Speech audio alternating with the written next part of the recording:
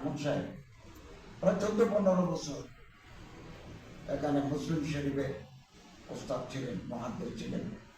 পরে লেখাপড়া এখানে করেছেন, এখান থেকে সাহারান করতে গেছেন এবং শেখুল ইসলাম হজরত আল্লামা আহমদ শফি সাহেব হাতে আমি বাইয়াত হয়েছি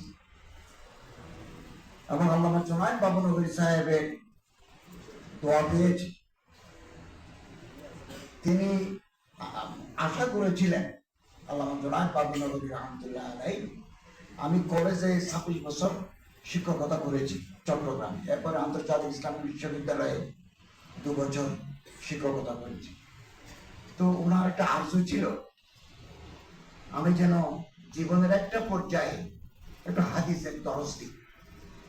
তো ওনার চেষ্টায় আমি জিরি মাদ্রাসায় প্রায় 4 বছর হবে তিরমিজি আউয়াল দরস দিতাম।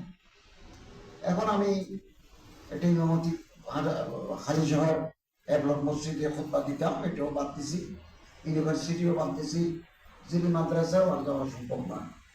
জীবনের একটা ক্রান্তি লগ্নে চলে আসছি। আল্লাহ যতদিন কাজ করার শক্তি দেন করবো, আল্লাহ তাআলা রহমত কামনা করবো।